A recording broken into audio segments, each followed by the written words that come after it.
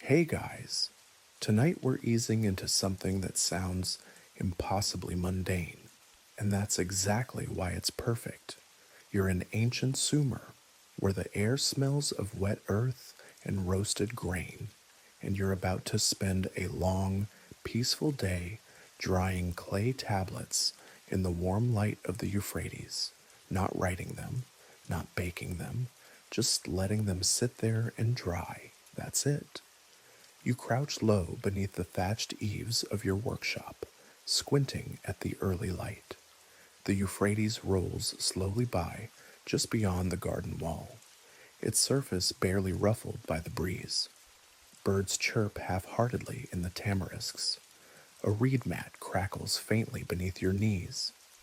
In front of you, a stack of yesterday's freshly etched tablets, each one soft and delicate, holding records that would get someone shouted at, or even mildly cursed, if ruined.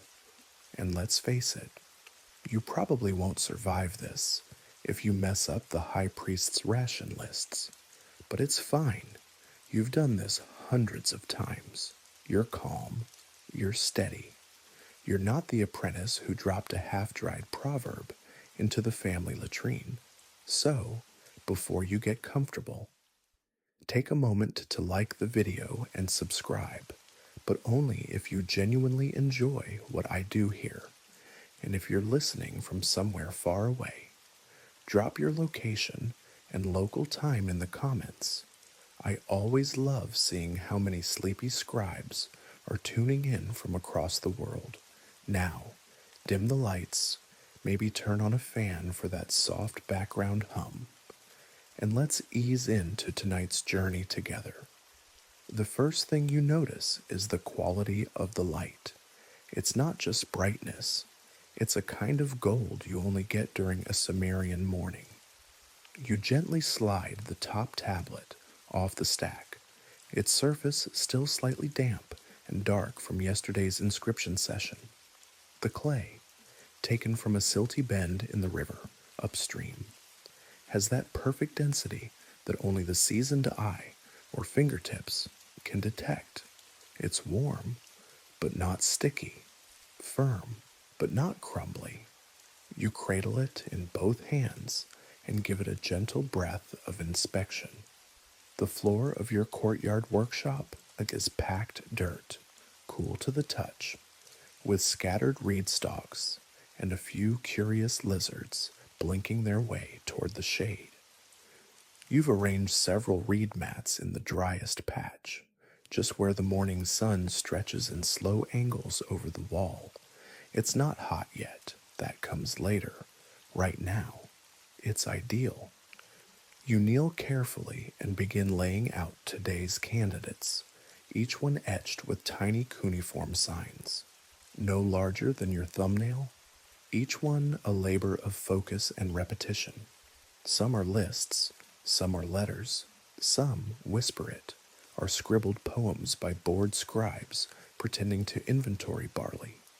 Each tablet is a slice of someone's mind made solid, and your job is to dry that mind without letting it crack, warp, or turn to mush if the morning mist hangs too long.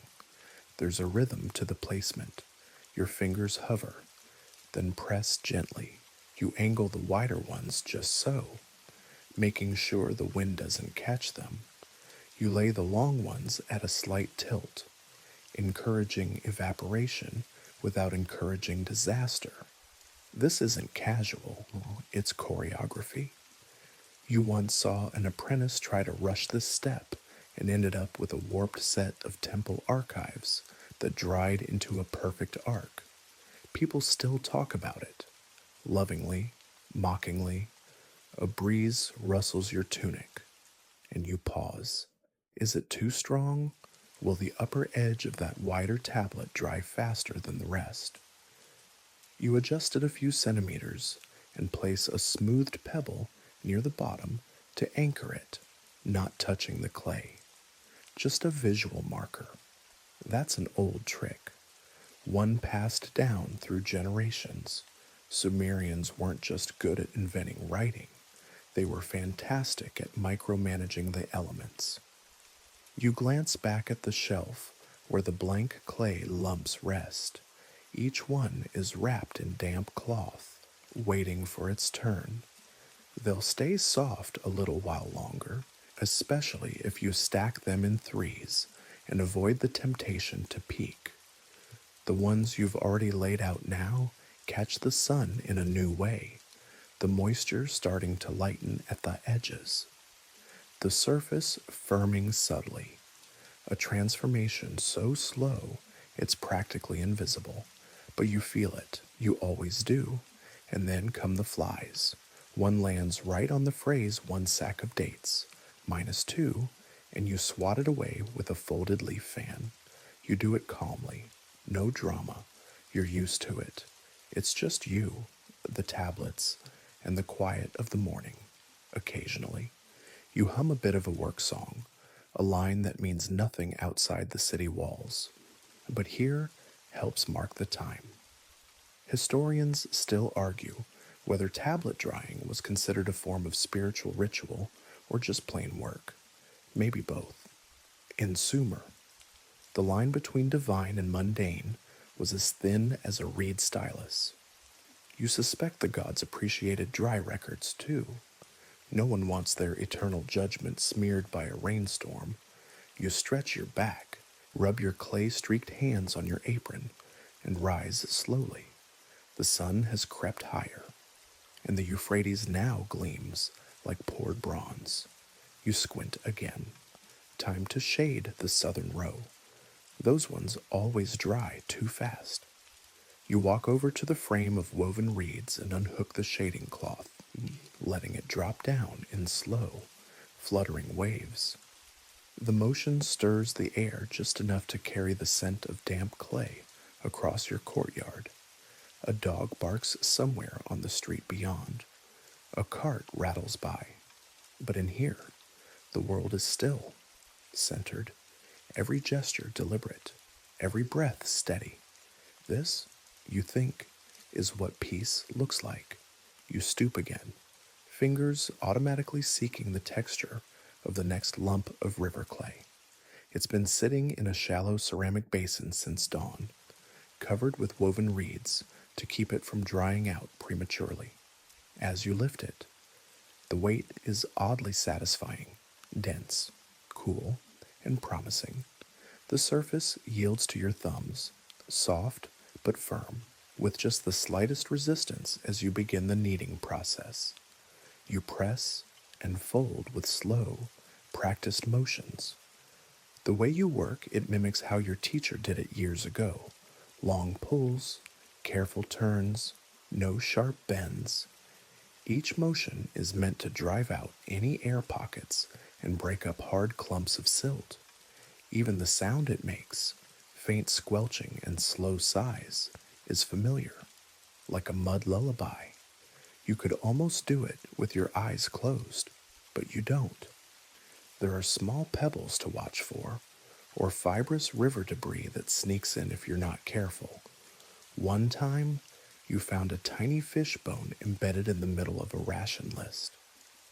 The head scribe was not amused. A short distance away, an apprentice fumbles with his own batch, adding too much water from a gourd.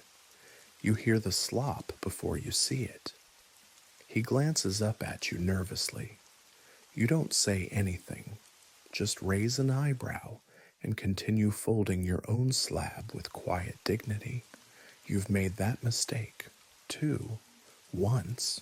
Clay in this part of Sumer is usually a mix of alluvial silt and grit, courtesy of the Euphrates' temper tantrums during the rainy months. But the best batches, the ones you hoard in the shady corner of your workshop, come from a bend near Lagash, richer, smoother, more pliable. Some even say it holds a trace of salt from ancient inland seas. You're not sure if that's true, but it sounds poetic enough to believe. Today, you're kneading in a bit of straw, not too much, just enough to help with the drying process, to strengthen the structure and reduce cracking. The trick is to tear it fine, No long strands. You rub it between your palms until it's soft and dusty, then scatter it over the wet clay like seasoning. It sticks in odd places, which you smooth down with your knuckles as you work. You can't help but think of the myths surrounding the origins of clay.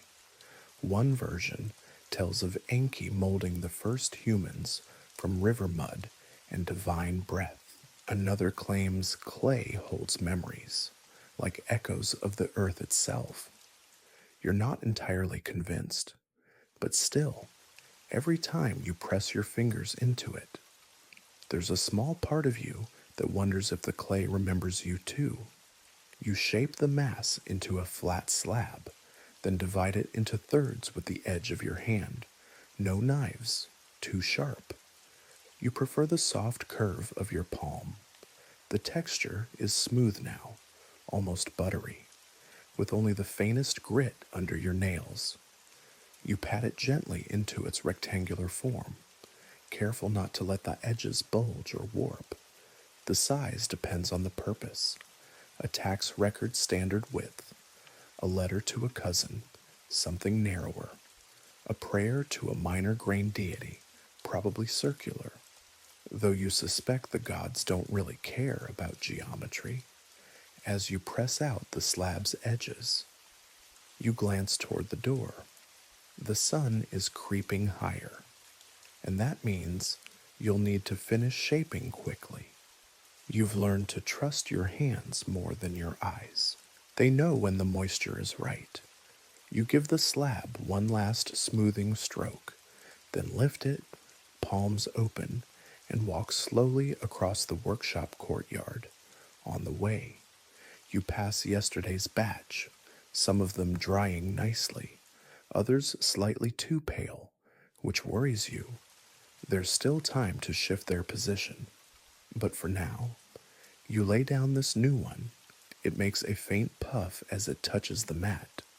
You press along the corners, ensuring the slab is level, slight slope. Adjust with a reed wedge, shadow creeping in. Time to roll the mat a little further south. There's a strange serenity in this part of the process. No inscriptions yet. No worries about spacing or spelling or stylus pressure. Just raw material. Potential. Historians still argue whether scribes did this clay prep themselves or delegated it to apprentices.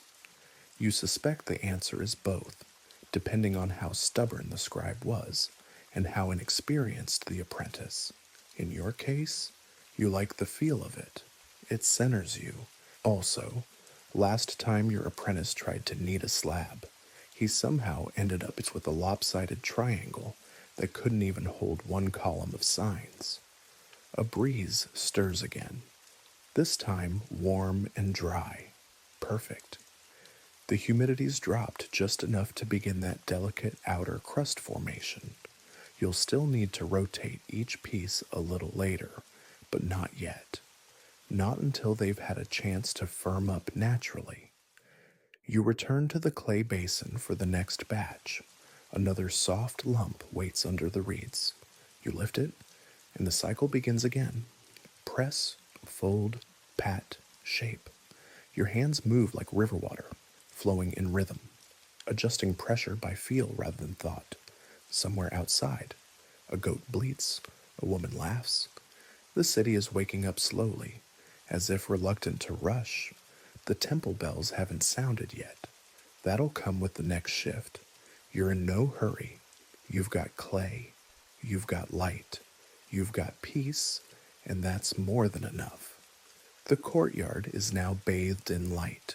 Not harsh yet, just the mellow, honey-colored glow that glints off baked brick walls and catches in the dewdrops that haven't quite decided to evaporate. You walk slowly across the yard, cradling another tablet, scanning the space for the exact right spot to place it. This isn't guesswork, it's strategy. The drying spot must be just warm enough to coax the moisture out evenly, but not so hot that it bakes the top too fast. If the upper layer dries before the middle can catch up, it'll crack. And cracked tablets don't just get tossed, they get frowned at by scribes, by priests, possibly by ghosts. If you believe your aunt's mutterings, you kneel beside the reed mats and begin testing with your fingers. First the edges, then the center. The earth retains a memory of the night's coolness, but certain patches are already warming up. You hover your palm above a likely corner, feeling for subtle thermal shifts. A light breeze slips in from the street beyond, dragging the scent of date bread with it. You breathe deeply. Not bad. That breeze might actually help. You mark the center of the mat with a small burnt stick, not because you need to, but because you always do. Rituals matter, even small ones, especially small ones. You glance to your left, where the northern edge of the courtyard remains shaded by an overhanging shelf that holds old tablets from a previous drying session. Those ones are already firm, their surfaces lightening to a soft ochre hue, their edges crisp. Some are official, some personal, some boring. You suspect one of them is a prank, a love poem disguised as a grain receipt. It happens more than people think. With your chosen spot confirmed, you gently set the new tablet down. The sound it makes, more of a whisper than a thud, tells you the mat is still pliant enough to cushion the base. You shift it just slightly, aligning it parallel to the wall, not because it matters for drying, but because it satisfies some unspoken law of neatness. Other tablets are already catching the sun. One, you notice, has a faint curve starting at the bottom corner. You lean in, squinting. That's not ideal. You adjust a reed wedge underneath it, murmuring a low, untranslatable sound of mild irritation. It's fine, just annoying, like a sandal strap that keeps twisting. Choosing the right spot for drying is more than just warmth. It's about airflow, too. You learned this the hard way during a humid season, when a dozen nearly dry tablets went moldy overnight. A scholar from Ur told you it was because of invisible water demons. You're still not sure if she was joking. Historians still argue whether tablet drying methods varied from city to city or remained standardized across Sumer. Theories abound. Some say the priests had secret formulas involving angles and moon cycles. Others insist it was all just instinct and experience. You personally lean toward the watch and adjust school of thought. But you wouldn't say no to a clay drying calendar that actually worked. You rise to your feet and glance at the tablet row near the sunniest section. They're not quite ready to be turned, but close. The surface sheen is fading, replaced by a slight matte softness. You test one by pressing the edge lightly. It dents faintly but springs back. Good. That one will be ready for flipping soon. Meanwhile, you return to a shaded corner where you've been keeping emergency backup slabs. You unwrap one from its cloth and give it a quick pinch test. Still supple. You won't need it today. Probably, but it's always good to have extras. A scribe without backup clay is asking for trouble, like trying to cook barley soup with no barley. You take a moment to stretch. Your knees creak a little as you stand. The sun is higher now, and you begin to sweat under your linen tunic. You tuck the ends of your headscarf back over your ear. No dramatic movements. You are the calm center of this process. You are the eye of the clay drying storm. You're definitely going to need a drink of water soon. You move to the water jug in the shade and pour yourself a small cup. The pottery is cool against your palm. You sip, then glance again at the courtyard. The drying field is starting to look full. That means it's time to make space. You walk over to yesterday's batch, pick one up, and give it a soft knuckle tap. It sings back at you with a clean, slightly hollow tone. The edges are pale, no warping, no flecks. You nod, it's ready to be shelved. You walk to the far side of the courtyard, where an archway leads into the archive room.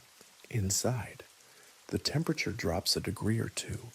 Brick walls and low ceilings hold the coolness. You set the tablet down on a low shelf, next to a stack of others, some labeled, some waiting. You make a note on a wax board hanging near the entrance, just a scratch, enough to remind you which day this one came from. Back outside, the sun presses a little harder on your shoulders now. The warm breeze has grown steady. Good drying weather, not too dry, not too humid, just right. You kneel again, tablet in hand. Another space to find, another placement to make. You look around at the careful geometry of your work, the mats, the wedges, the sequence of slabs like bricks in a dream wall, all waiting for time to pass, and you're happy to wait with them. You shift your weight to one knee, tablet balanced carefully in hand, and reach for the shell shard tucked into your belt. It's smooth from years of use, its edge worn just sharp enough to trim clay but not gouge. You place the tablet on a fresh section of reed mat, steady it with your left hand, and begin to scrape. The excess clay curls away like paper shavings. You work with slow precision, shaving the outer edges down until the corners are crisp, the surface square, the form complete. This isn't vanity, it's function. If the edges dry too thick, they'll crack first. Uneven weight invites warping. And besides, your supervisor once said the gods prefer tidy rectangles. Whether or not that's true, you've never met a scribe who didn't frown at crooked margins. Scraping clay is a deeply quiet task. Even the city seems to hush a little while you do it. You can hear the flutter of linen on the line behind you, the distant gurgle of someone pouring wash water, the occasional dull thud of another tablet being turned across the courtyard. That's someone else's job today. Your focus is the perimeter, one careful edge at a time. You pause to blow a light puff of air across the tablet's surface, clearing away fine dust. It smells like riverbank and sun.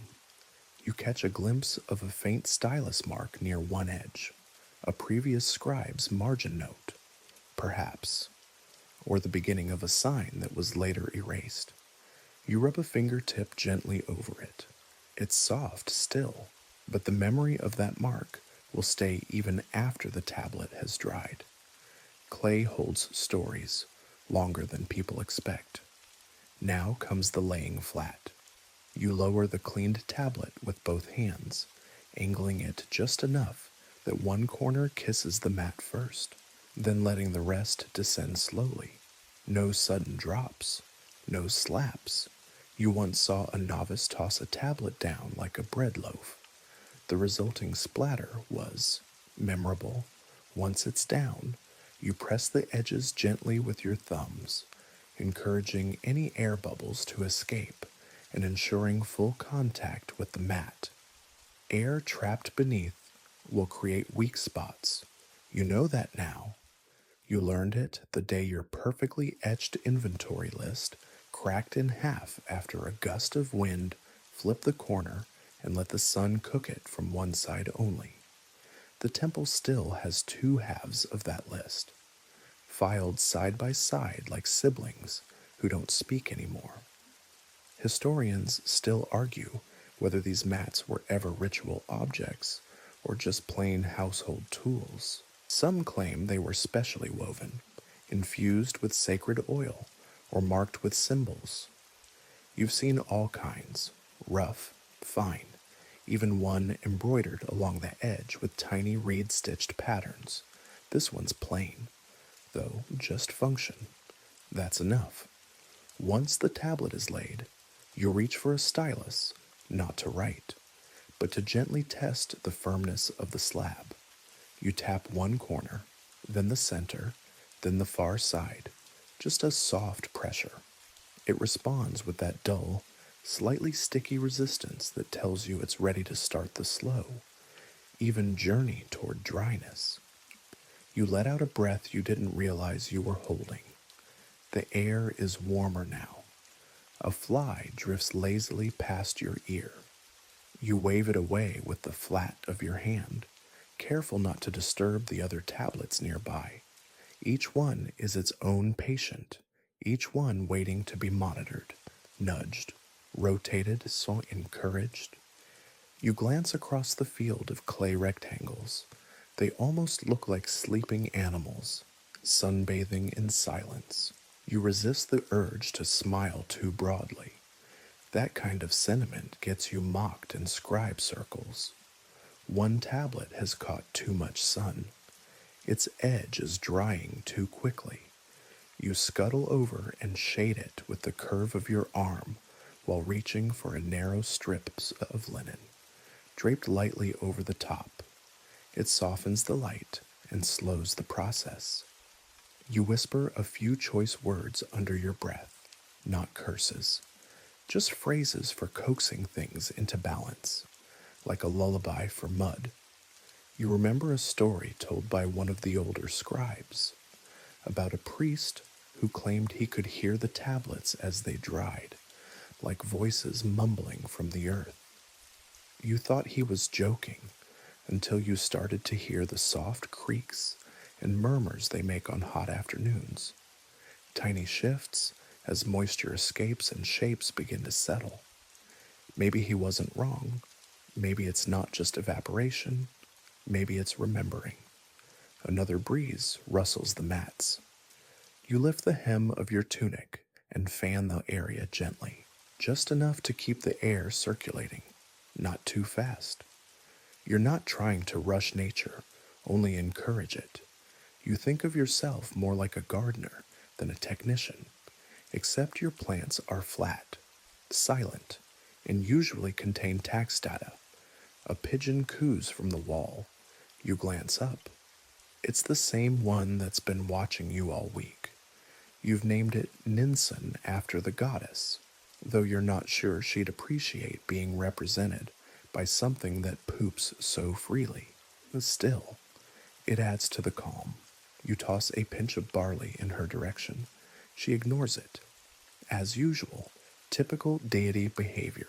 Finally, you wipe your hands on your apron and step back to survey your work.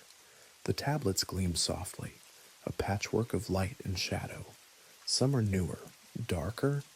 Others have begun to fade to a warm, even tone. They're not just objects, they're evidence, proof of something quiet and careful. And for now, they're exactly where they need to be. You lean closer to the row of tablets and squint, not to read the cuneiform. These haven't been inscribed yet, but to examine the delicate surface textures. It's subtle, but on some, you can see the ghostly hint of stylus grooves from earlier batches that dried too close to one another. That's why spacing is everything. Moisture and memory both drift sideways if given the chance. Your hand reaches for a reed stylus, not to write, but to check for impressions left during shaping. You tilt the stylus at an angle and run it gently across the surface of one slab. The faintest dip responds, a natural clay depression, almost invisible, but something a scribe's hand would trip on later. You smooth it with the heel of your palm, slow and firm.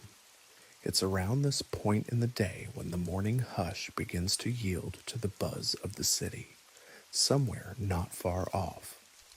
A merchant calls out about dried fish. Another cart clatters down the street.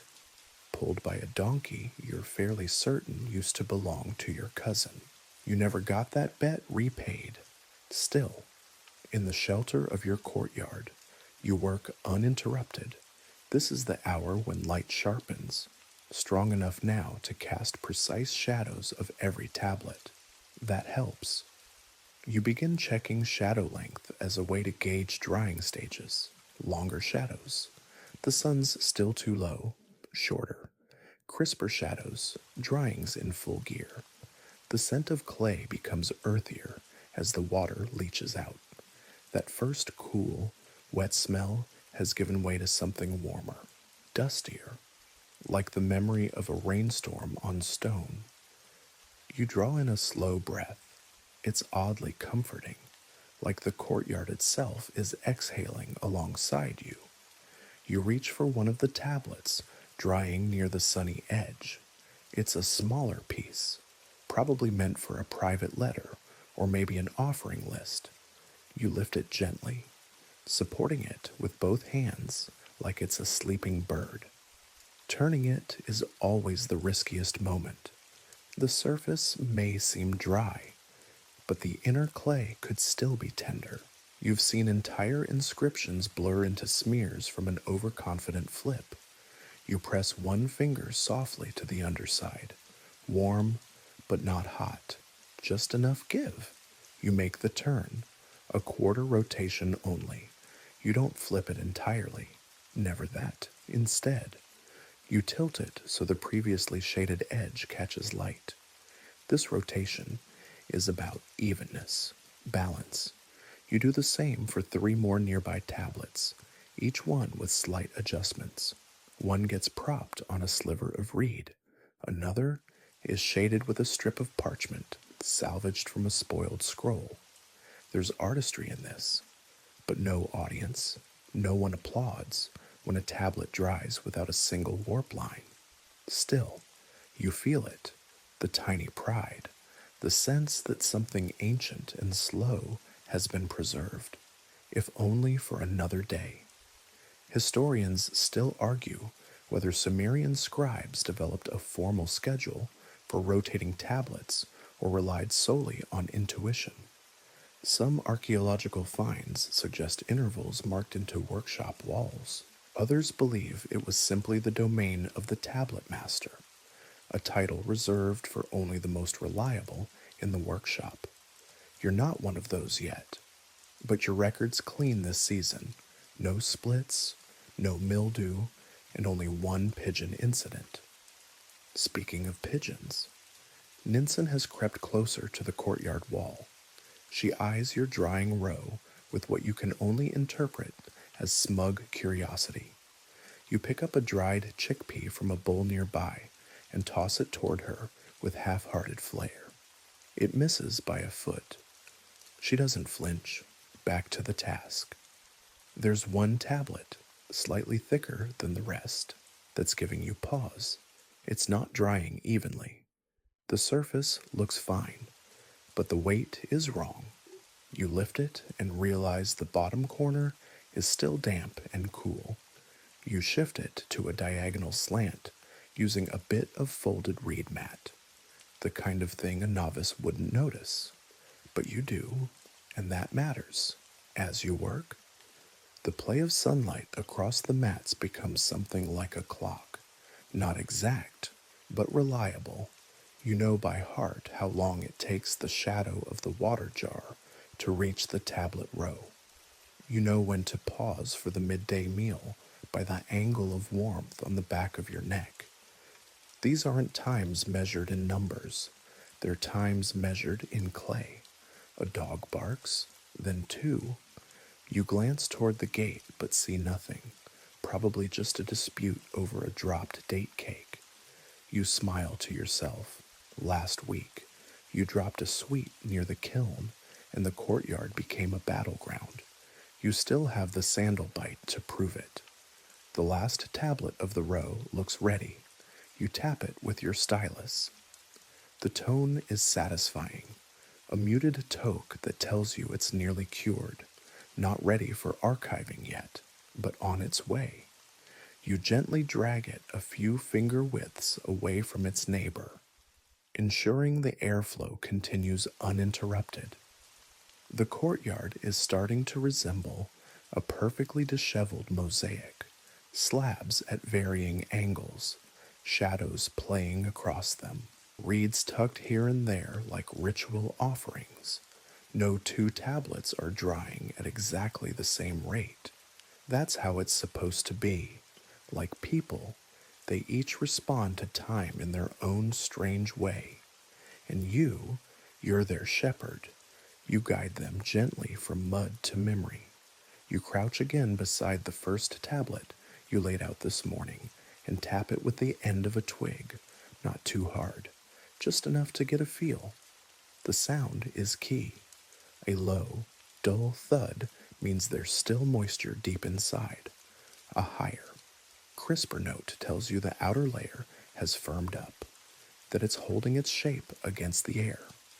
Today, most of the row answers you in that satisfying midpoint range, firm on the surface, pliable beneath, exactly where they should be. Sound is the most underestimated tool in this trade. Everyone focuses on the stylus, the form, the inscription, but drying has its own language. You've come to know its tones the way a potter knows the ring of a finished bowl, or a baker knows the hollow tap of bread crust. It's tactile, yes, but also musical. You test another, one of the larger tablets from earlier, meant for the market transactions log. It's thick, heavy, filled with lines upon lines of wet cuneiform carved yesterday evening when the light was low. You remember how the scribe's hand had started to cramp, and how you offered him a dried fig if he finished without a single smudge. He didn't, but you gave him the fig anyway. This tablet gives a dull knock under the stylus. Not ready. You shift it half a palm's length into stronger sun. It won't bake, not with the air still moving, but it'll help speed the drying. You wedge a flat shard of pottery under one side to ensure the airflow reaches underneath. You hum softly as you adjust it, a tune from childhood, something about goats and moonlight. You're not sure of the words anymore, but the melody still feels like cool water on a hot morning.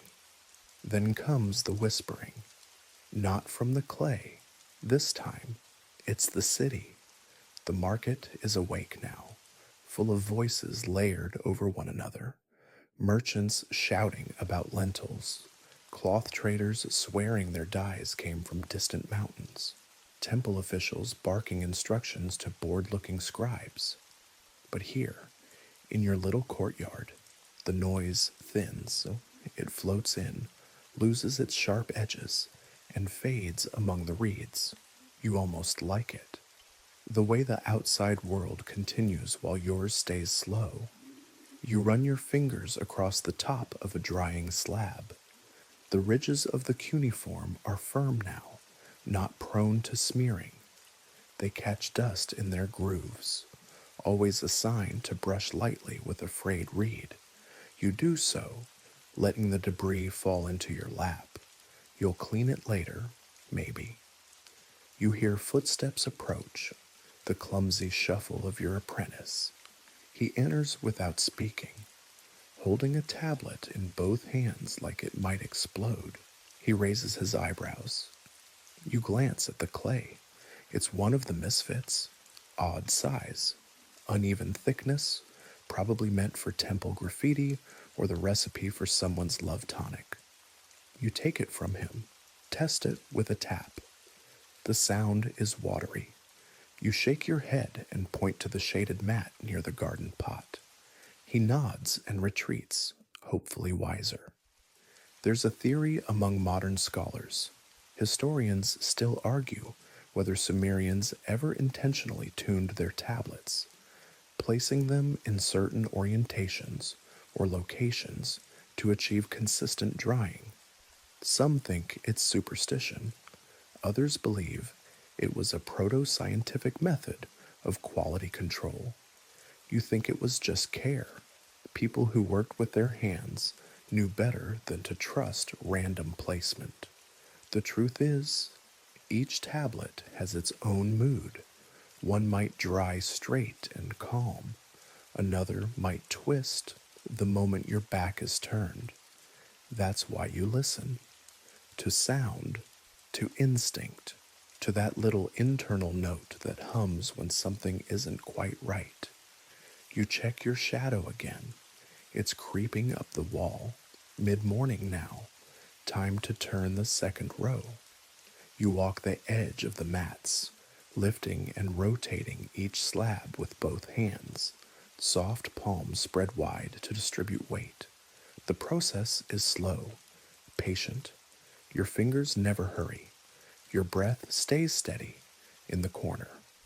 A clay figurine watches you, the little guardian you pressed from leftover scraps a few seasons ago.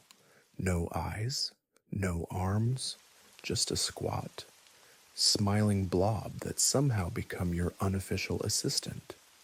You pat its head as you pass. You pause at one slab, just slightly larger than standard issue. It's for temple records. You remember the inscription, a list of goods exchanged for 3 goats, 2 bolts of linen, and 1 truly unfortunate bronze mirror. The surface has dried enough to stiffen the stylus marks into permanence. You run a finger over the signs. They feel final now. You tap the edge, still a little soft, but close. You give it a quarter turn anyway, letting the weaker corner face the sun. Then you place a small reed weight along one edge, not heavy. Just a reminder to the clay to stay flat, to not curl its corners like a bored apprentice. And now, the best part, you sit, right in the middle of the courtyard, legs folded under you, back against the cool brick of the inner wall. You drink the last of your water, wiping your mouth with the back of your hand. Your tunic sticks to your shoulders, dust clings to your feet, but the air smells like progress, like every sound the clay gives off is saying, not yet, almost, soon. You close your eyes for a moment, just a moment. The city hums on, but here in your corner of the world, time moves with the slow breath of drying earth, and you, as always, are listening. The breeze has shifted. You feel it immediately, just a change in direction. Cooler now, threading in from the river's side. You pause with a tablet in hand, tilt your head, and wait for the second gust. There it is, gentle but steady. That means the drying layout needs adjusting again. You're not panicked. You expected this. Sumerian weather may look serene, but it has the attention span of a cat near a bowl of fish. You shift your weight and scan the courtyard. Sunlight is striking at a sharper angle now, bouncing off the outer wall and forming a bright patch that wasn't there an hour ago. A few of the central tablets, particularly the long, narrow ones meant for grain tallies, are drying too fast on their eastern edges. That's a problem. Uneven drying doesn't just warp the tablet, it warps the writing. Cuneiform signs that were once bold and proud turn soft, smudged, even humorous. You've seen an entire column of numbers accidentally melt into the Sumerian equivalent of a fart joke. You crouch and lift the edge of a mat. It's warm. You place a hand on one of the tablets. The top layer is too dry. The underside cool, not good. You grab a strip of palm fiber cloth and toss it over the top, weighing it with a flattened reed bundle at the corners. The tablet will breathe more slowly now. That's all you need. This part of the day is a balancing act. The wind picks up. The sun arcs higher. Shade migrates across the floor like a lazy cat. You begin the circuit, shifting mats slightly westward, lifting corners to test for warmth, turning slabs by half rotations, rotating the thicker ones every other hour, spacing the thinner ones further apart. It's like setting up a quiet battlefield where your only opponent is humidity. Historians still argue whether this level of precision was instinct or learned science. Some point to ancient instructional texts found in old temple archives, clay tablets about making clay tablets. Others suggest it was passed down like a family recipe, a whisper, a glance, a nod near the fire pit while drinking date beer. You lean toward both. The scribes had training, yes, but they also had stubborn elders. And nothing teaches patience like watching your mistake crack in two during the last hour of drying. The wind tugs again, this time toppling a small reed marker you placed beside the oldest slab. You retrieve it, frowning slightly, and tuck it deeper into the mat weave. Then you do something most people wouldn't notice. You flip the mat itself. Reeds dry unevenly too. Flip the mat, and the next tablet gets a fresher surface. You're not sure anyone ever taught you that. You just figured it out one particularly damp summer when everything refused to cure. You pull back your tunic sleeve and check your wrist, not for a watch, of course, but for sweat. When it starts to bead there, you know the heat's reached its peak. The bricks around you echo it back. Even the pigeons have retreated into higher shade. Ninsun is perched, tail feathers spread, glaring at you like you personally blocked her sunbathing schedule. You bow to her dramatically. She ignores you. You return to the row of tablets and hover your hand above the second from the end. It's humming with heat, nearly done. This one carries a delivery record from the palace storehouse, if you remember right. You tap it with a fingernail. It gives off the perfect note. Not dull, not sharp, just that crisp, soft talk that says, "I'm ready." You lift it and feel the weight difference. Dried tablets always feel lighter, like their thoughts have evaporated. You turn it in your hands. The corners are firm, the surface no longer cool, no cracks. You smile faintly, success. You bring it into the shade, placing it on the archiving bench, away from the active field. It deserves rest now. You take a moment to carve a tiny mark on its underside with a sliver of wood.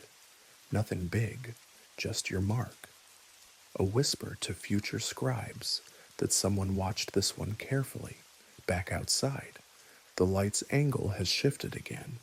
You turn two more tablets, both of them dark with moisture still. You notice one edge is slightly sunken, maybe a bubble formed during shaping. You press it lightly, then roll a smooth pebble over the depression to redistribute the clay. It won't erase the flaw, but it'll help it dry with dignity. Somewhere in the distance, a flute begins to play, a reedy, hollow tune, probably a child practicing near the market square. It drifts in over the wall and mixes with the sounds of your work. Clay shifting, mats rustling, breeze sighing through the lattice overhead. It's not a performance, just a rhythm. A human one, a reminder that while the gods may have invented writing, people like you had to figure out how to keep it from smudging in the rain. You rise and stretch, your knees pop, your back twinges, but your eyes scan the courtyard and see order. Not perfection, but order. That's better. Nothing here is rushed, nothing cracked, no tablet caught too much wind. The drying field is doing its quiet work, and so are you. You sit again on the brick ledge, eyes half-lidded now. A fine layer of dust clings to your forearms. You don't bother brushing it off. This is what care looks like. And in a few more hours, when the shadows start to lengthen again, you'll begin the next ritual, the turning, the tapping, the waiting. Always the waiting. There's something about the way a drying tablet sighs that only you seem to notice. Not an audible sigh, exactly, but a kind of tension release. A soft settling as the clay accepts its shape and lets go of its moisture. You sense it through your fingertips, not your ears, and today, several of them are beginning to exhale. You rise from your seat and walk the southern edge of the courtyard, where the sunlight now gleams across the highest shelves. The slabs here are older, nearly dry, but still need attention. A sharp gust or sudden temperature drop could ruin them at the last moment. You've seen it happen one evening. The wind shifted just as the priests returned from procession, and half a week's work cracked into useless halves before supper. So, you stay vigilant. You lean over a set of delicate tablets, each one marked with personal names and symbols. These are birth records for temple servants, small, personal, and precious. The scribe who made them had a nervous hand. You remember his strokes were hesitant, pressed too deep in some places, faint in others. If this batch warps, the inscriptions will become unreadable. You gently shade them with a narrow lattice of reeds, casting a patterned shadow that resembles fish scales, decorative and functional. As you adjust the reeds, a voice from deep in memory whispers, "Too much sun makes the names run." It's something your grandmother used to say. She never worked tablets, but she understood weather better than anyone. You glance skyward. A few clouds are gathering now, drifting slowly in from the west. No threat yet, but you file the observation away. If the light shifts too quickly, you'll have to act. You've got cloth covers nearby. You know where to stack, where to shuffle, how to coax clay into submission without panic. As you kneel beside the record tablets, you run your finger along the margins, feeling for hairline cracks. You find none, still, out of habit. You mutter a soft incantation, not quite a prayer, more a ritual whisper. Stay, breathe, settle. It helps, not the tablets. You. Cracking is the nightmare. It's slow, silent, deceptive. You won't hear it, you won't see it until it's too late. One afternoon last month, you returned from a short break to find an entire ledger had fissured through the middle, right through a column listing barley donations. The scribe had to re-etch the whole thing, squinting under lamplight.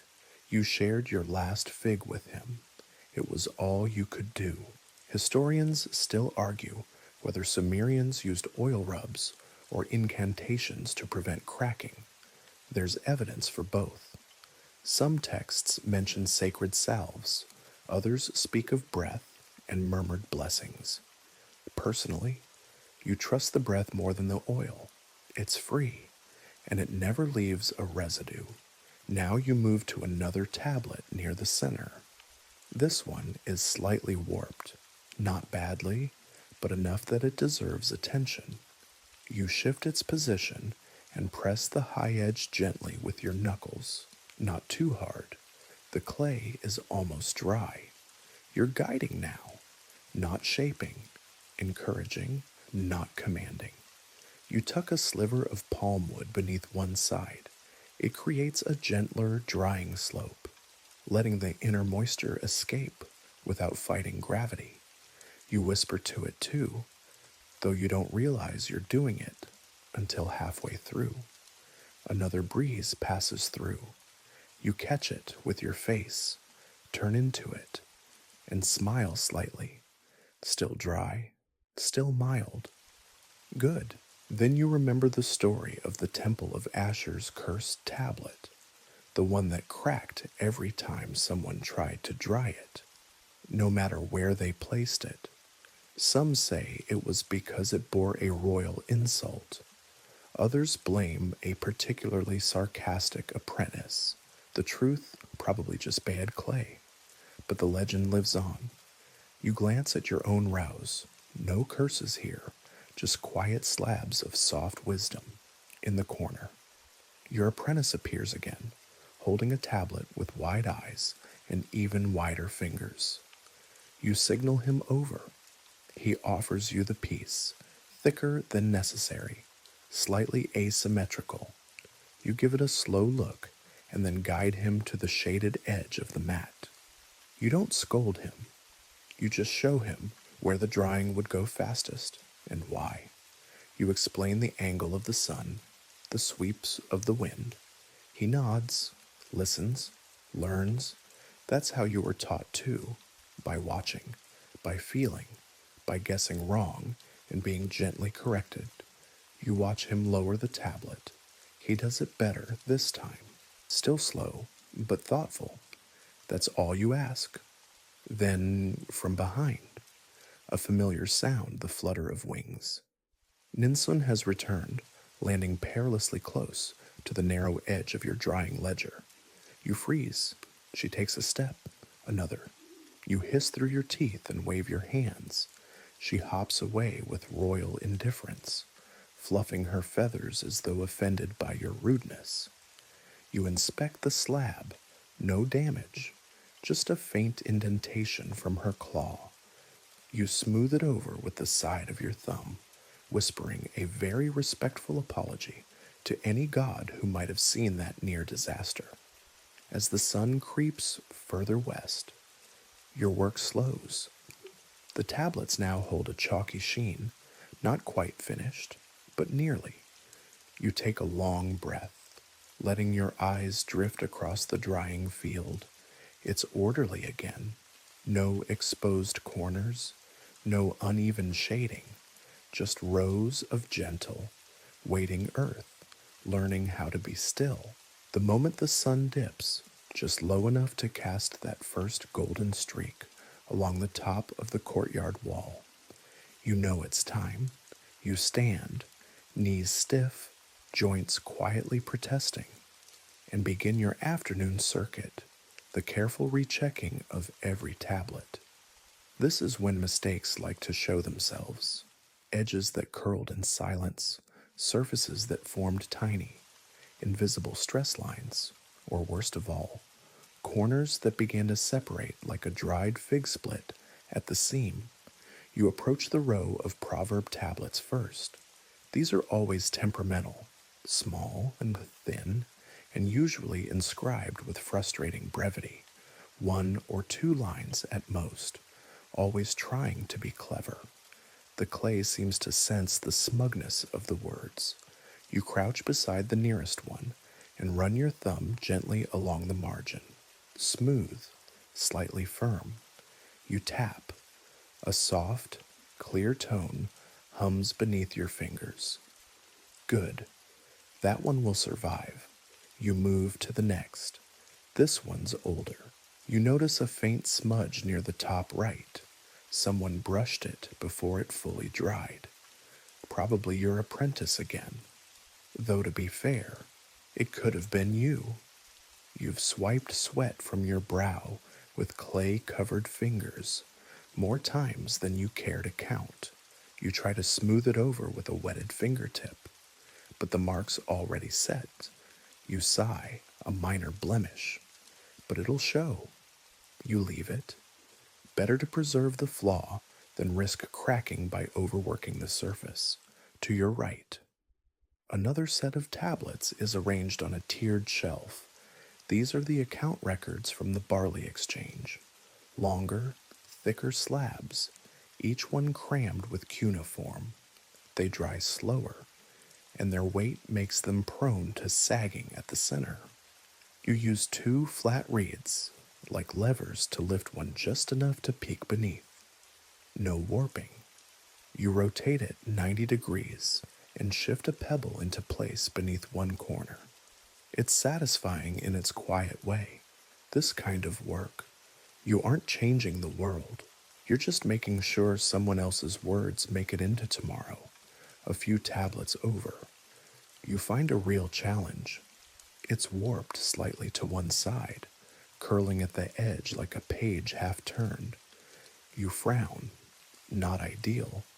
You press it back with a soft touch. Then place a scrap of damp cloth over it and weigh it down with 2 pieces of smoothed driftwood. This will slow the drying, keep the edge in check. It may not be perfect when it's done, but it'll be legible. That's enough. Historians still argue whether warped tablets were reused or simply stored with disclaimers. There's evidence for both. Some have editing marks chiseled right over the flaws. Others were stored in separate bins, labeled with uncertain meanings like not for priest eyes, or copied but crooked. You suspect that as long as the meaning survived, no one really cared about aesthetic purity. The wind picks up again. You feel it in your teeth before you feel it on your skin. It whistles low through the reed mats, stirring tiny clouds of dust across the stone floor. A thin veil of sand skitters toward the center of the courtyard. You move swiftly, draping a cloth over the nearest line of drying tablets and setting small stones at each corner. You've learned to be quick but not hurried. Panic causes breakage. Calm prevents it. You pause by the large ceremonial tablet, today's pride and joy. It's inscribed with the names of every donor to the temple's new canal wall project. Even the goat herders made the list. The slab is rectangular, perfectly formed, and etched with a careful, elegant hand. You brush a single stray reed fiber from its surface and tap gently along the side. The tone is clear, nearly ready. You kneel and whisper, mostly to yourself. Not long now. A shadow crosses the courtyard. You glance up. Your apprentice again, this time with a look of mild panic. He's holding a tablet. You wave him over. He comes, shuffling fast, arms outstretched. You take it gently, and he blurts, "It cracked." You examine it. A thin fissure runs across the middle, not deep, but enough to concern. It's one of the household logs, daily grain tallies, nothing monumental, but useful. You nod, point toward the basin, and instruct him to dampen a cloth. You lay the cracked slab on a mat, press the moist fabric lightly across it, then set a weight along the crack's length. If it sets this way, the line might stabilize. If not, well, you'll recarve it. Clay forgives. You've done worse repairs. You return to the shelves along the back wall, where the oldest batch now rests. These are almost pale, their color soft and matte, like bleached bone. You lift one carefully and test its surface. Cool, firm, no give, perfect. You smile to yourself. This one, an inscription of a family recipe for barley cakes and sesame paste, might be your favorite, not for the contents, but for the care in its spacing.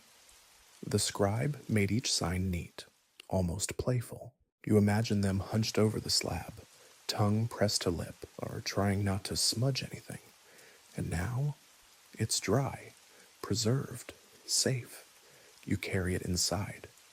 Past the threshold of the archive room, the air shifts again, cooler, dimmer, thick with the scent of old dust and sun-baked brick. You slot the tablet into its place on the second shelf. It fits perfectly, right beside another from the same scribe. You nod to yourself. One more breath, one more task complete. And outside, the courtyard glows. You pause near the threshold of the archive room, fingers still dusted with fine clay. Behind you, the courtyard hums with a quiet only late afternoon can bring, low, slow, like a reed flute being played 2 courtyards away. You breathe in the scent of sun-warmed earth and half-dried tablets. Then step back outside. There's still work to be done before dusk steals the last light from the mats. A pigeon coos, probably Ninsun again. You glance up. She's perched on the corner of the reed awning, tail feathers fluffed, preening with the smug confidence of someone who's never ruined a clay tablet.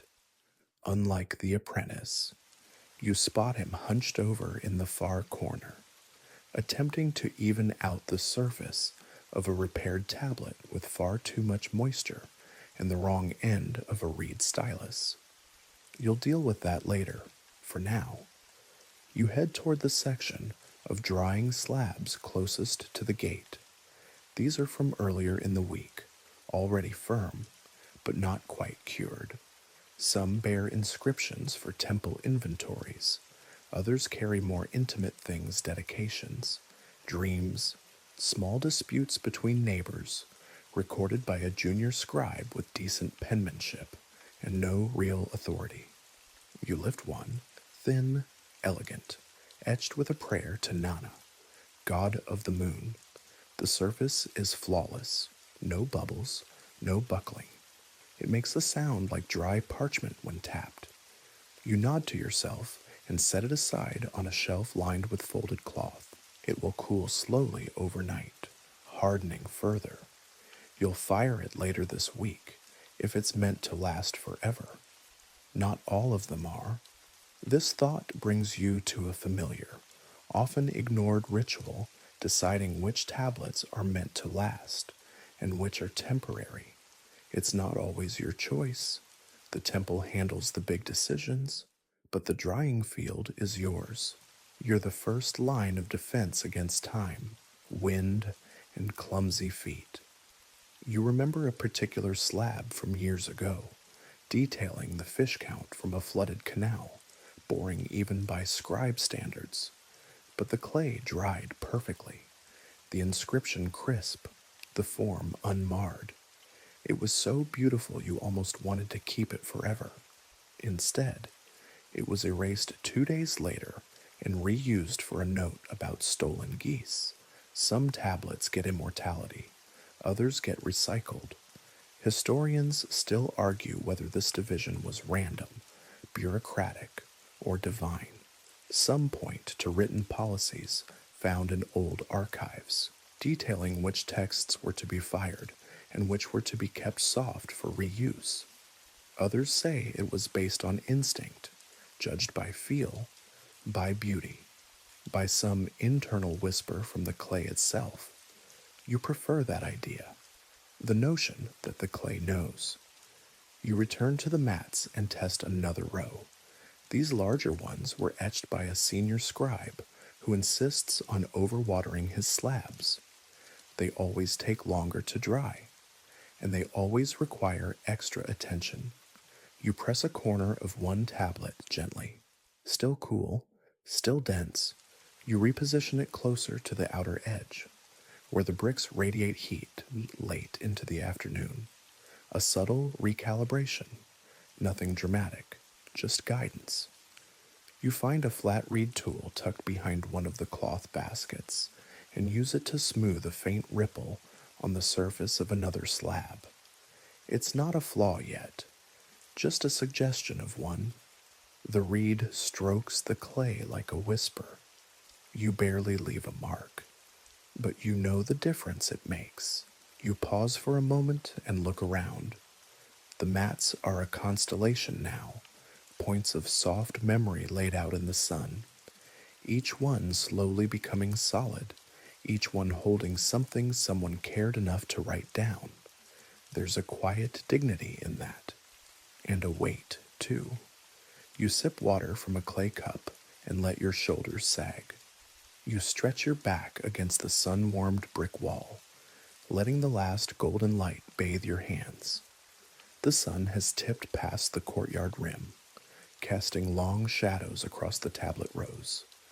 This is your favorite hour. The light glows but doesn't burn. The air cools but doesn't bite. And the clay, The clay begins to whisper again. You return to one of the newly shaped slabs, one without inscription yet.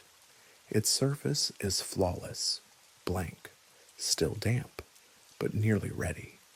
You run your palm across it slowly. You could press anything into it: a myth, a law, a love letter, a grocery list, whatever matters or doesn't. You think of the proverb that showed up 3 weeks ago, etched by a wandering student who spent a day in your courtyard and then vanished. Even a goat can write if the clay is soft enough. You weren't sure if it was meant as wisdom or sarcasm. You still aren't. You smile anyway, nearby. Your apprentice is humming now, badly, but earnestly, as he pats a misshapen slab into something vaguely rectangular. You don't stop him. Let the practice come. Let the clay teach him, the way it teaches everyone who sticks around long enough to listen. And as the sun begins to sink below the wall, the courtyard glows in soft orange and deepening shadow. The tablets, dozens of them, sit quietly, not speaking, but not silent either. And you sit with them, covered in dust, surrounded by fading warmth, doing the slow work of memory, one slab at a time, by now. The sun is a curved sliver of bronze, resting just above the wall's edge. Your courtyard has fallen mostly into shadow, except for one last strip of light, cutting across the drying field like a careful ruler's stroke. You stand near the back, one hand resting against the warm brick, and exhale slowly. This is the hour when everything becomes delicate again. You walk the edge of the mat field with care, scanning for small disasters. A lopsided slab here, a cluster of dust there. One tablet has gathered a few fragments of dry leaf in its corner, carried in by the breeze. You bend and brush them away with a reed brush, softly, slowly, like dusting off a newborn's cheek. There are new threats now, not heat, not warping, but living things. The dusk air brings insects, and the courtyard's occasional pigeon has already proven herself to be unpredictable. You spot Ninsen again, perched now on a shelf of drying archive logs, staring at you like she's thinking about landing directly on the ceremonial tablet. You hold up your hand in warning. She doesn't move. You reach for a small stone, not to throw, but to remind her that you could. She flutters upward, hops to the ledge, and resumes staring with mild disdain. You sigh and return your attention to the drying field. The air is cooling, which means the drying process is slowing too. That's good. Controlled drying prevents late-stage cracks. You test one of the tablets with your thumb.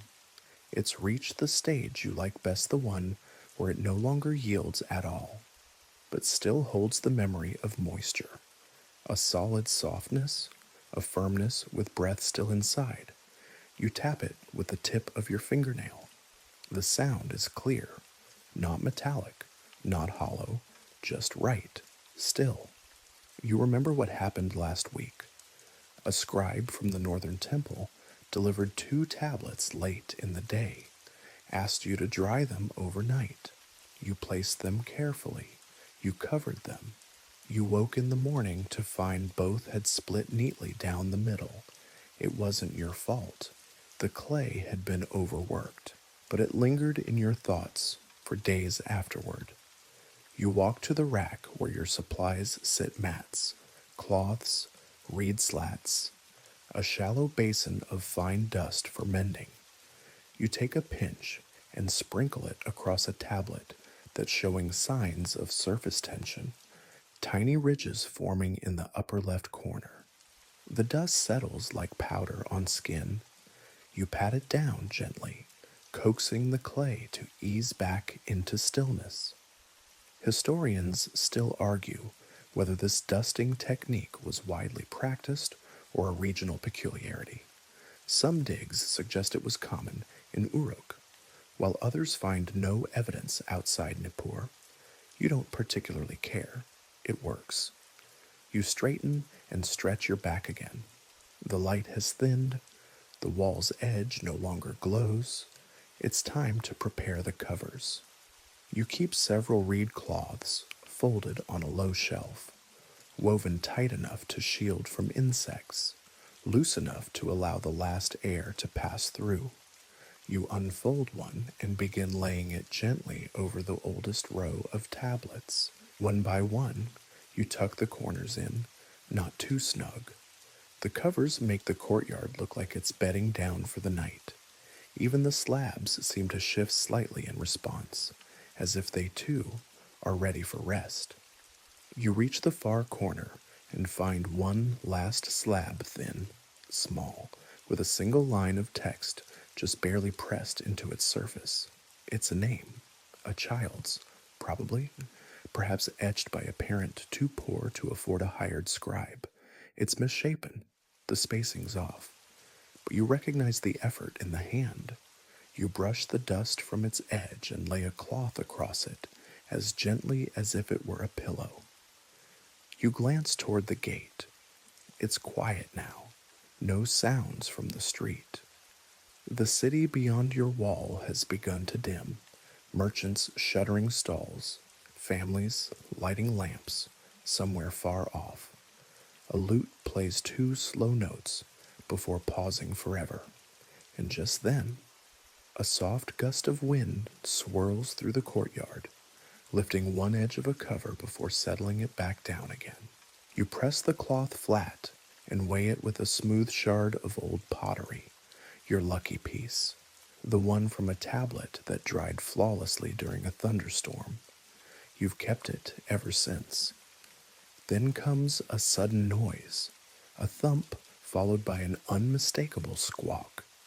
You turn sharply. Your apprentice has tripped over his own sandals and landed on the edge of a mat. The tablet he was holding lies face down in the dust. You walk over slowly. He looks up, ashamed. You say nothing for a moment, just pick up the slab. It's smudged, not cracked. The inscription's faded, but salvageable. You hand it back to him, gently. Tomorrow, you say. Before breakfast? He nods, chastened. You pat his shoulder. After all, the drying field has room for lessons too. You finish laying the last cloth, smoothing every edge. The mats are now fully shadowed, the clay beneath them resting in that final stretch before stillness.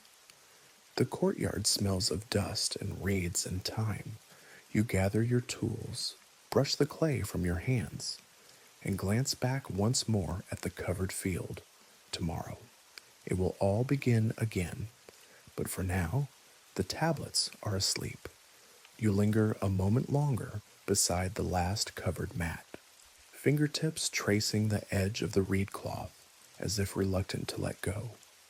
The quiet has deepened now, not just around you, but inside, the kind that settles behind your ribs, the kind only earned after a long day of work so mundane it becomes sacred. You cross the courtyard with slow steps, the soles of your feet brushing fine dust into tiny clouds. The light that remains is faint and slanted, catching on the clay walls and turning everything the color of wheat. There's just enough illumination to see the patterns your movements have left, sweeping arcs from where you turned tablets, shallow heel prints near the bench, one small indentation that must be from Ninson's last stroll. You duck beneath the reed awning and step into the workshop's interior. Inside, the air is cooler. It smells faintly of damp cloth and ink. Your workspace is simple, a low shelf for tools, a bench smooth from years of elbows, and a stack of older, finished tablets waiting to be filed. You pass your hand over one of them, a delivery record etched by a scribe with the handwriting of a sleep-deprived frog, still legible, though just barely. There's one task left tonight: cataloging. You reach for a fresh reed stylus, the one with the notched grip, and a clay tablet already half prepared. It's firmer than wet clay, but still soft enough to take an inscription. You turn it in your hands or glance over at your wax tally board and begin etching. Not names or numbers, just the sequence of what dried today and what didn't, which rows were flipped, which cracked, which stayed flat like obedient little bricks of bureaucracy. You write slowly, carefully. The signs are rhythmic now, each one its own breath. You note the ceremonial tablet's progress and the cracked one your apprentice tripped over. You even make a small mark next to the warped slab you covered with the cloth and driftwood. It might hold, it might not. Either way, it's remembered. Historians still argue whether these cataloging practices were formalized temple policy or simply a scribe's own habit. The truth, as you've come to understand, is somewhere in between. Some scribes did this because they were told to. Others did it because they knew someday someone would wonder what happened in this quiet space. And a tablet with no record is just a brick. You finish the inscription with a simple symbol, the year's cycle marker. A soft swoop, a sharp dot. Just enough for the next keeper of the archive to know where it fits. You carry the fresh tablet to a small kiln shelf near the corner. This one's not for firing yet, but it'll rest here overnight, tucked between two others still drying from yesterday. It hums with warmth. Clay hums differently when it holds meaning. You're sure of it. Outside, you hear the brush of feet. Your apprentice again. You call out, asking if he's put the reed mats away. He answers with an affirmative grunt. You hope that means yes and not. I forgot, but I'll sprint now. You smile to yourself and lean back against the wall. You remember an old story, half historical, half legend, about a tablet that carried only one word: listen. No context, no signature, no category, just the command. It's been debated for generations. Was it a warning, a plea, a clerical accident? Maybe it was just a scribe's private note to himself. You think about that now. The word feels apt. Out in the courtyard, the shadows deepen. The cloth-covered tablets rest like sleeping animals. Each one holding fragments of grain counts. Boat repairs, love letters, weather notes, or lists of geese that may or may not have existed. And yet, you've preserved them, one careful placement at a time. You return to your bench, reach for your reed stylus again, and draw one final sign in the soft margin of your wax board. Just a curve, a personal mark. The day is done. You hear your apprentice rustling the last of the tools, humming again, badly. The same three-note tune he's been butchering since breakfast. You'll teach him a better one tomorrow, or maybe not, for now. The clay is quiet, and that is enough. The fireflies begin to appear, one by one, blinking between the fronds of the courtyard's potted tamarisk. Their dim pulses don't do much to light your workspace, but they're comforting all the same, tiny, flickering reminders that the day is slipping gently into night. You sit again, not out of fatigue, but because everything else has slowed. The apprentices have retreated. The pigeon has vanished. Even the wind has decided to settle, curling up somewhere unseen behind the courtyard wall. You exhale, roll your shoulders once more, and reach for the shelves beside the archive room. It's time to move the cured tablets. You select one, dried completely, cool to the touch, perfect. Its cuneiform signs are etched deep and clean. The ridges smooth but unmistakable. You remember this one. It carries the names of temple visitors who offered barley in exchange for blessings. A minor list, perhaps, but it came in rushed and nearly misshapen. You guided its drying like a gardener coaches a vine, slowly and without force. Lifting the tablet, you run your thumb along the edge, no warping, no faint give. You test at the surface with a gentle rap of your knuckle. Yes, that crisp, soft toke of finality. You walk it into the archive chamber, whose air greets you with stillness and the gentle musk of fired clay and old dust. The archive shelves are organized more by rhythm than system. The temple claims they follow a code, but you suspect it's mostly the scribe equivalent of just put it next to the other ones like it. You find the row labeled with the current lunar cycle. Slide the tablet gently into the notch between two others and let it rest. Then another and another. Each tablet you retrieve from the drying mats feels like placing a brick into a very soft, very quiet cathedral. You don't build upward, you build inward. These tablets don't tower, they deepen. You bring in the household dispute next. 2 lines of argument, etched by a very annoyed man about an olive tree branch that overhangs his neighbor's garden. You're almost impressed by how passive-aggressive the writing turned out. Drying it without letting the clay twist those carefully chosen, spiteful phrases was an absurdly delicate task. Next comes the market exchange, then the storehouse update, then the single-word prayer. The single-word prayer was etched by someone who barely knew how to write. You saw them do it, tongue sticking out. Stylus clutched like a spear. The word was peace, nothing else. You preserved it anyway. Historians still argue whether these one-word tablets were meaningful offerings or practice pieces. Some say they were devotional. Others say they were beginner scribes testing the water. You think maybe they were both. Faith has a way of showing up in half-finished work. You return to the courtyard for one last pass. The covered mats look serene now. Beneath the cloths, dozens of tablets breathe the last of the day's warmth, firming up slowly in the long shadow of the garden wall. You crouch beside them, listening, and there it is, a soft creak from one of the central slabs. Not dangerous, not urgent, just a whisper of clay pulling inward, drawing itself together in the final moments before hardness. You adjust the cloth slightly to give it space. You've learned to recognize that creak.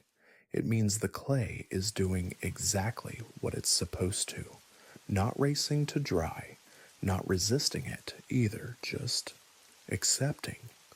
You rise and walk to the side bench, where your older repair tools rest. The basket of reed slips, the box of damp cloth squares, the curved pebble used for coaxing ridges back into line. You check each item, clean a few, and return them to their places. Routine keeps you grounded. Then you open the small scroll hanging above your bench. It's not a legal record. It's not a sacred hymn. It's a poem, written by a scribe you trained with, long since reassigned to the capital. You've memorized it by now, but you still like seeing the lines carved into the scroll's palm leaf fibers. It ends with a phrase you whisper often while working. Let the words dry slow, so they live longer than we do. Outside, the fireflies continue their slow dance. The air smells of dust and the faint sweetness of drying straw. You listen one more time for creaks. Nothing, just quiet. You snuff out the small oil lamp at the edge of the shelf, leaving only the pale blue twilight to light your exit. One last look over the courtyard, one last deep breath, and then, like the tablets. You let the day settle. The evening air has thickened into something still and velvet soft, wrapping around your shoulders as you step back into the courtyard. The sky above is streaked with the last brushstrokes of twilight, indigo bleeding into ash. A single star has appeared over the roofline, twinkling like it knows the weight of everything that was written down today. You move slowly now. The rush of the day has passed. There's no more tapping, rotating, brushing, or muttering at pigeons. Just silence and the weight of what remains unspoken. Even the apprentice has gone quiet, his usual shuffling replaced by the hush of sandaled feet sweeping debris into a corner. You kneel one last time beside the field of sleeping tablets, though covered. You can still sense them beneath the cloth, dozens of small, flat bodies pressed close to the earth, drying not just into hardness, but into permanence. This is the part no one talks about. The stillness between doing and done. Your hand strays to the nearest cover and lifts it just slightly. Beneath it, a thick ceremonial slab catches what little starlight seeps through the fabric. Its signs are now shallow fossils in the clay, no longer soft, not yet stone. You resist the urge to touch. You see, it's not ready. Neither are you. This tablet bears a king's announcement, a redistribution of grain and land after the summer harvest. The words are stiff, ceremonial, dictated rather than composed, but between the lines, you know, someone had to press the stylus. Someone's hand shaped each character. Someone's eyes narrowed to follow the curves and indentations, making sure the king's will didn't look like a smudge. And now it rests, silent, dignified, perfect in its nearly final form. You lower the cover and step back. Historians still argue whether these twilight drying rituals were formalized, if there were actual prayers spoken over the field, or if scribes just grew quiet out of sheer fatigue. Some tablets discovered near Sippar suggest incantations were whispered before final curing. Others bear signs of ritual silence, no final mark, no last edit, as if to say, this is it, let it be.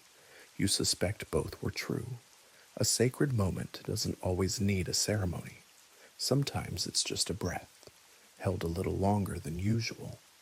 You walk toward the wall where the personal shelf sits, yours alone. On it are three things: a stylus given to you by your teacher, now cracked and too blunt to write with, a pebble from the river bend where you first collected clay as a child, and a small, curved tablet, your very first. It's warped, comically so. The lines are crooked, the signs barely readable. It cracked down the middle and was repaired with what you later learned was a glue made for pottery, not clay. It's a disaster, and you cherish it. You sit beside it now and lean back against the wall, knees pulled up, arms folded. The mats stretch out before you like a quiet, low skyline, one that doesn't reach for the heavens, but hunkers low to the ground, cradling everything worth remembering. Your eyes scan the cloth-covered shapes, a tally of dried figs, a message from a lover to a soldier, an accusation of theft, a hymn to Inanna, a receipt for 2 goats and a basket of onions. And through them all, the same thing, the slow breath of people who wanted to be heard, even if only by clay. You close your eyes. A breeze lifts your hair, cool against the back of your neck. Then a soft rustle. You open your eyes to see your apprentice returning. He tiptoes across the courtyard and places a final reed cover over a lone, uncovered tablet, his own. the one he reshaped after nearly ruining it earlier. You hadn't told him to finish it. He just did. You smile, not at him, but at the gesture. He'll be ready to shape on his own soon. He'll make mistakes, too, and repair them, and forget them, and remember them later when watching someone else do the same. You remain there a while longer as the stars multiply overhead, until the courtyard is wrapped in cool shadow and the world holds its breath, and all the tablets rest. Night settles in layers. First, it wraps the bricks in darkness, turning their sun-baked warmth into slow releasing heat that rises against your back as you sit. Then it dims the courtyard's colors into grays and pale silhouettes. Reed mats become soft ghosts, and cloth covers blur into the floor. Finally, it reaches the sky, blotting out the last hints of amber until only stars remain, scattered and unbothered. You rise slowly. Your knees crack louder than you'd like. The reed awning casts no shadow now. The air is cooler, and your breath comes softer. There's little left to do. Only one final check. Your quiet walk among the tablets, like a shepherd making sure every sheep has settled. You step carefully, cloth-wrapped feet avoiding the faint grid you've walked 100 times today. You pass the larger slabs first, now completely firm beneath their covers. You don't touch, you listen. There's no creak, no sigh, just the dry hush of night. You adjust one corner of a cover near the southern mat. A breeze earlier must have pulled it loose. You weigh it down with a small jar, half filled with sand. It's not beautiful, but it works. Then you stop at the very edge of the courtyard, where the smallest tablets rest, 2 palm-sized pieces made from leftover clay. One has a single cuneiform character, weight. The other is blank, perfectly smooth. You left it that way on purpose. You're not sure why, but every time you glance at it, something in your chest settles a little deeper. Historians still argue whether blank tablets were accidents, tests, or symbols. Some say they were meant to be written later. Others suggest they were offerings to silence itself. You don't argue, you just let it sit there. The apprentice reappears in the archway. He says nothing, just stands there, holding the reed door frame. You nod once, he nods back. Then he leaves. A small grace, no questions, at the end of the day. You finish your round and return to the bench by the inner wall. You've left a small oil lamp flickering beside your tool shelf. It casts just enough light to make the courtyard look like a room full of sleeping things. You lean against the bricks and watch the glow dance across the cloth covers. The tools have all been cleaned. The water basin is empty. Even the pigeon is silent, tucked somewhere in the upper eaves. The tablet with the crack, that one survived. You remember placing your hand across it earlier, feeling its warmth before you left it to cool. It didn't buckle. It didn't crumble. The fissure held. That's the thing about clay. It wants to come together. You just have to give it time. You close your eyes and let your breath slow. Outside the wall, the city mutters in its sleep, someone murmuring in a dream. A pot tipping in a courtyard, a distant flute misplaying a final note. But here, in your little square of the world, everything is steady. Tomorrow, more slabs will be shaped, more inscriptions pressed, more apprentices corrected with patient nods and the occasional sarcastic eyebrow. Tomorrow, the sun will rise on reed mats scattered with fresh clay, and you'll start all over again. But for now, the only thing left to do is listen to the quiet, to the dust, to the words drying beneath soft cloth, turning from river mud into memory. The courtyard fades now, slipping gently from the reach of stars into the slow, thick breath of night. The cloths stay still. The breeze has wandered elsewhere, and you, coated in a fine trace of clay and weariness, finally rest. Everything here has paused, not stopped, just slowed. The tools are silent, the mats are still. The walls hold a warmth that won't last till morning, but it's enough for now. Your hands, so busy all day, rest on your lap. The echo of every tap, every soft brush of reed on clay, lingers in your muscles like remembered rhythms. Your body knows what it did. Your breath, slow and steady now, lets the memory settle.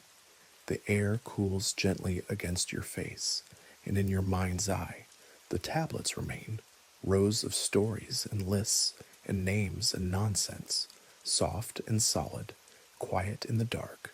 Some will last a lifetime, others will crumble in weeks. But each one had a moment, a shape, a place on the mat, a brief window of becoming. And so did you. You lean a little deeper into the brick wall, the rhythm of your breath matching the silence.